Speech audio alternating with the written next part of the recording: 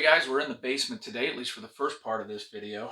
To be honest, I wasn't planning on recording anything today, but I got a little bored and decided to do a little side project. It's a pretty quick and simple one and may or may not make a difference with the RAM. So today we're going to put in a new set of front dash speakers. So I've got the Alpine system that's got the 9 speakers, quote unquote 9 speakers, and the subwoofer, blah, blah, blah, blah, blah, blah, blah, blah, blah. I don't mind the sound. I think it actually sounds pretty good for a factory system, but always room for improvement. So I've been reading up and just looking at some things that could make it sound better. And in particular, front sound stage is good. So it sounds like the band, if you're listening to music, is playing on the dash, which is kind of where you want it, right? I'm no audiophile. I used to be really into car audio, but not anymore. And so problem with those systems, just like some of my previous videos on my Titan, is that system's a 2 ohm system. So if you put a 4 ohm speaker in a 2 ohm system, you end up losing volume in the system. Now this is amplified, not that big of a deal from what I understand, but I wanted to try to find something that was a little bit better for the application. And so what I came up with by research was the Infinity Reference series. Front dash corners are 3.5s, so kind of like a mid-bass / tweeter combo from what I hear. And the Infinity Reference 3032s are, what I understand, pretty good for that spot. They've got I think a fabric or textile dome tweeter, composite woofer. They're not very big. They're 25 watts nominal, 75 watts peak, and they come in at about 3 ohms. And what Infinity says is they're compatible with almost every factory system out there.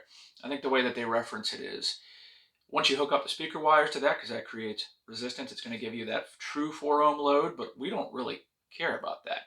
I think 3 ohms is about as close as we're going to get. They do make a 2 ohm speaker for other manufacturers. I think JBL made one that was like 2.3 ohms. You may be able to find some, but we really don't care. We're going to see. I don't think it's going to be that noticeable of a volume difference. I'm just looking to brighten up that front sound stage a little bit, and honestly, it gives me something to do on this fine Saturday morning before my son's soccer game. So we're going to get these things set up. I got a couple connectors off of Amazon that should mate up to the factory wiring. So we'll get these things all prepped, and very simple process of just popping the grills, pulling the old speakers out, and then putting the new ones in, and we'll see how it sounds. Sounds like a plan? Let's get to it. Okay guys, so here's what we have going on. Speaker connector. Again, Amazon, $6, cheap and easy. I picked these up for about $40. Actually, I think it was more than that. I think it was about $50 as well on Amazon. And they were next day delivery. You can get them on Crutchfield. Obviously, that would come with your connectors and everything you need, but this was actually just a little bit cheaper. So I am not looking to spend too much money on this. If this goes well, I may, in fact, upgrade the rest to the Infinity Reference series. So today we're just going to prep everything so that we can install them. And so when you look at it, I am not a fan of quick connects. I really hate that. So we're going to cut these off. We're going to solder them in place permanently. We will put a little contact sealant on there, and then we will wrap it in a fabric tape so it's more like the factory. And then one of the things I like to do is take some of this insulation tape that's pretty generic, and we'll wrap the connector so that way when it's sitting inside the car, it's not rattling around in there. I really hate that. I've already gone ahead, and they provide you with a foam seal on the back side of the speaker that you just have to apply once you pull it out of the box. So I've done that. Again, most of these factory speakers, they already have that seal on it. And then on the top, you'd actually see what they call fast ring or a foam ring. This thing is so small, we're not going to be able to put one of those on there, but what that does is help project the sound once you put the factory grill back on. Let's get set up and we will get to work.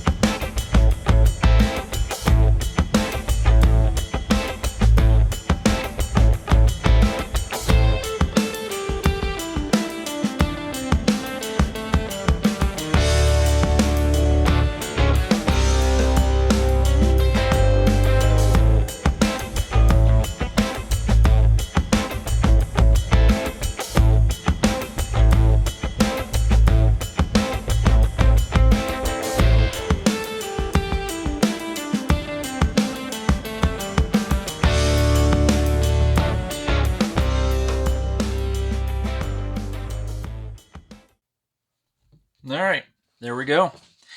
So we're all soldered up. Now, these things do come with a capacitor. Now, obviously this is the crossover for the tweeter, but they do come with these capacitors that are effectively base blockers. I don't think we're going to need them, especially considering the factory system is crossed over at a certain frequency anyway. So my guess would be is that it is crossed over to block out a lot of the bass frequencies here, because in these RAMs, there's a mid-bass 6x9 in the door, and that's where at least most of the front bass and mid-range comes from. And then you've got the subwoofer filling in the lows. So I don't think that's going to be an issue. We'll hold on to these just in case. If I was going to use them, I would put them in the positive lead just in line, and that would take care of blocking those frequencies. But one, they're really big. Two, I'd have to solder them in. And three, I don't think we need it. So we'll throw them over there. Otherwise, got our harness wrapped. Just put a little bit of liquid electrical tape on there. Looks like I need to put a little bit more right there just to be on the safe side, but we shouldn't need it. It's not going to be in the way.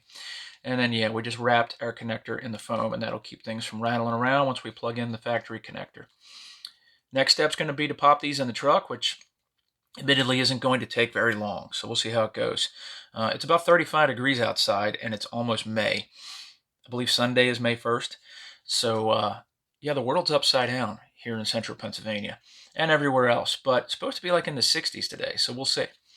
Anyway, let's go get to it.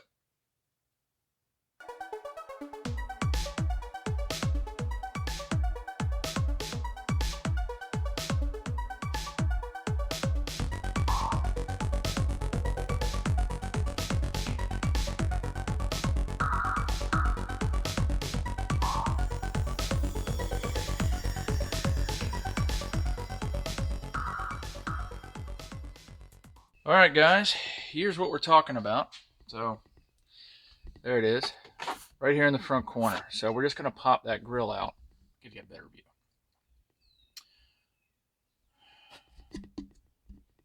Okay, guys, here is what we're talking about. We're just going to go ahead and pop this grill out. And all we really need to do is pry underneath this front edge. There's a couple clips, and then there are some clips at the back that kind of go down it at an angle, so just be careful. Pull it back out this way so you don't snap them off. And then we're going to work on getting the factory speaker out. I don't know what size screws they are. We'll see what that looks like in a minute. Now, full disclosure, if you look in this Alpine system, there's also a center channel, and that center channel speaker should be the same one, at least in theory, in size and whatnot, as what we're getting ready to install. So if this works out, I may end up buying another set just to get that one out of it and replace the center channel. But I'm not going to invest the money if this thing sounds like crap. So we'll see. But that's a future thing, and I'm not too worried about it. I'm not really that worried about the center quality that much. But we'll see how it goes. So let's get set up, and I'll work on getting this grill popped off. So as you can see, we're just using our panel tool.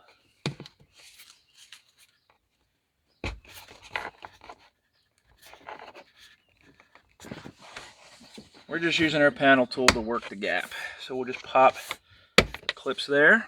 You can see the clips around, and then I think we just pull that out, and there you can see it's got some foam on it. But really, these are the only two main clips. The rest are just kind of guides. And looking at it, we're going to guess that that's an 8mm, which we should be able to get in there pretty easily. So give me a minute, I'll go get an 8mm quarter drive, and we'll see how that works. All right. Well, it's not an 8mm, it's a 7mm. So I guess the close enough rule does not work here. So we'll go ahead and break these loose. There ain't much room back here, I'll tell you that much. Okay, screws are out. That was pretty easy. We'll go ahead and break that loose. I might have to be a little gentle with this.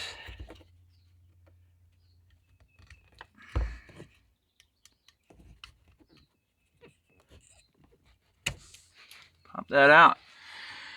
And I can already see we're probably going to have a problem. So it looks like, to the best efforts, this connector is different. So guess what? Life's a pain in the ass sometimes. But I got a trick for that. So thing is we're not going to reuse these anyway, so we might have to get a little creative, if you will, with how we're going to do that. So what I think we might end up doing is popping this connector off and just soldering our leads to these points right here, making our own little harness, or rather connector, because I'm probably not putting these back in. You can see, however, the foam on the back, but I'm not going to waste an opportunity to go ahead and test fit the speaker just to make sure it fits in the hole before we make any permanent changes. And yeah, confirming to our best efforts, even though we thought we got the right part number, we did not. There's no way in hell that's going to fit, because you can see they're much bigger. So I kind of went through all that work for nothing, but there's a way around it. So let's go ahead and drop these in and just make sure that these things are going to fit.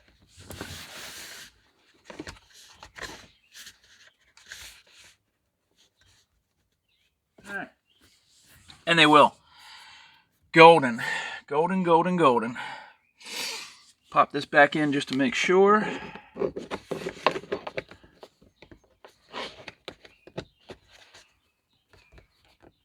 And let's take a look under the grill. Yep, I think we're good. Well, good-ish, right? So that means we got to take her back downstairs. I think we'll go ahead and just take the other one out so we can get both connectors.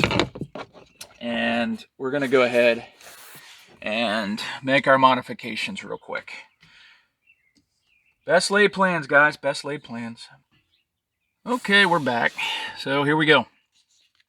Took the factory connector off the back of the speaker, soldered it onto our leads, effectively rendering the ones we bought on Amazon useless. But it'll work.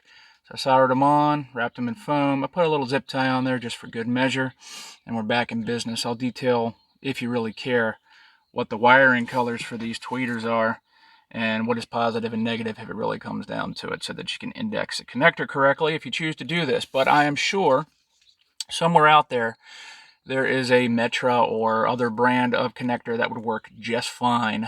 I just ordered the wrong one, it would seem. Don't never believe everything you read on Amazon, because, as we all know, a lot of times it's crap. But you get what you pay for. So let's go ahead and plug these together. One, we will put this back down into the hole, like so. Good to go. Get that let's see.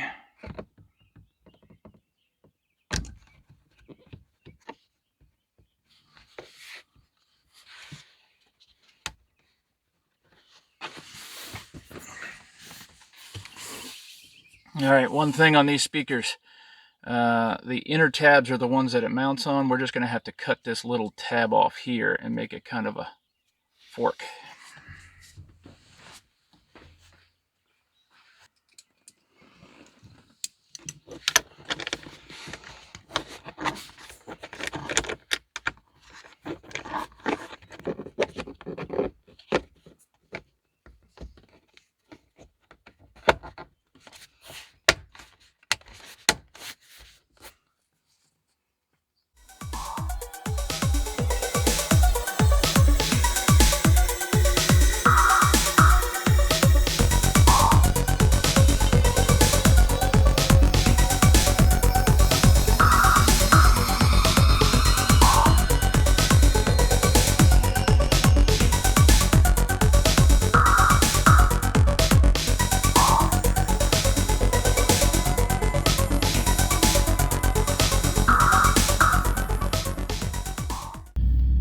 And there you have it. So it's been a day. It is, yeah, almost 24 hours later. We drove around with the speakers yesterday. A couple fine-tuning things. I moved the fader back some, got the bass and treble all balanced out. And for the most part, I'm pretty happy with it. You know, I think you get what you get. Probably do a couple more tweaks. I actually might consider putting those bass blockers in at some point. I don't think I'm going to do that right now because I don't feel like it, but definitely a lot more treble, and that was part of the problem. I mean, I wanted some more treble. I didn't want quite as much as I got, and that's something I just got to balance out. And hey, you know what? For 50 bucks plus or minus in a maybe an hour of my time and a little ingenuity. Not bad. Definitely better. I took the old speakers apart. They have like a little cloth surround on them. Not a cloth surround, but a cloth cover. And you couldn't really see the cone. And yeah, pretty much they are 3-inch or 3.5-inch paper cone drivers. They don't even look like tweeters. There's nothing special about them. It's great that RAM says that they use, this is the Alpine system. Guess what the back of the speaker said? Chrysler. Yeah, it had the Chrysler emblem. So when they tell you they have these Alpine systems, I think a lot of times it's just sponsorship. Maybe the amplifier is Alpine, but the speakers are, I think they're crap, personally. These systems are so tuned to make them sound better through all the different processing that's on them. So right now we're on our way to Walmart at about 8 o'clock in the morning for probably one of our 2 or 3 trips, it seems, over the weekend. But anyway, thank you for watching. Maybe this helps you, maybe it doesn't. Maybe you were just bored and you just wanted something to watch, and I'm happy for that too. Remember to like and subscribe. More videos coming as soon as I feel like making them, and I will see you guys later.